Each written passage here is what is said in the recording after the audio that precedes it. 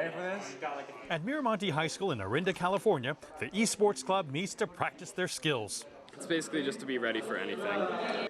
Team members also study gameplay recordings of their upcoming opponents from Las Vegas. So we're going to make a hole in this wall right here so we have a better angle on this door. So that way when they come from this side of the map, we can see them all the way from this side of the map, shoot them right there. With 45 members, Miramonte's esports club is thriving, despite originally being rejected by school administrators until Steichen changed their minds. I told them that a lot of colleges are actually giving scholarships for esports now, and it's actually pretty incredible what we have in terms of esports nowadays. Instead of what they think of it, it's just, oh, people playing video games in their basement. No. Miramonte's club is one of more than 2,000 esports clubs across North America that competes against other teams online in the High School Esports League, or HSEL.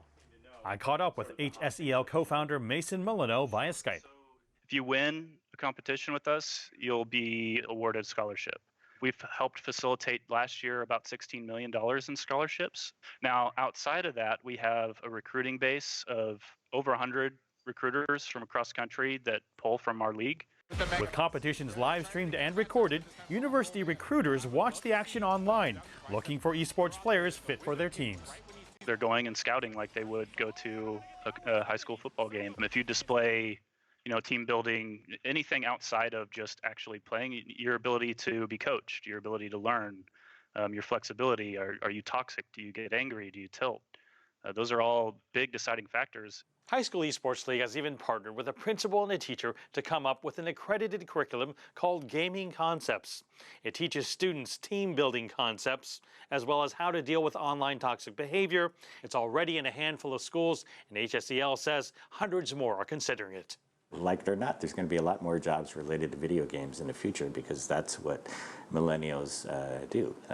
They want more video games, and so in some ways this is a career preparation for the high schools. HSEL isn't the only league in town. Play Versus has raised more than $96 million in venture capital funding and also has thousands of schools competing in its league. All-Star Esports League, started by a 17-year-old gamer, just received a 7-figure investment.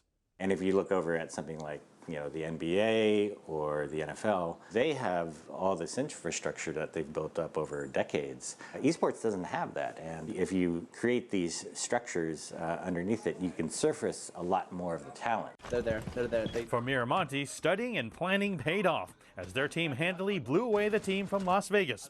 Still, none of the team members I spoke to envisioned becoming professional esports players, saying reaching that level was just too difficult. Oh, so close. You missed it. Club President Steichen says what's more important is that players like himself who have never been athletic enough to play traditional sports have finally found an activity where they can utilize their talents and win or lose as a team. That's why we're reinforced this wall. Mark New, CGTN, Orinda, California.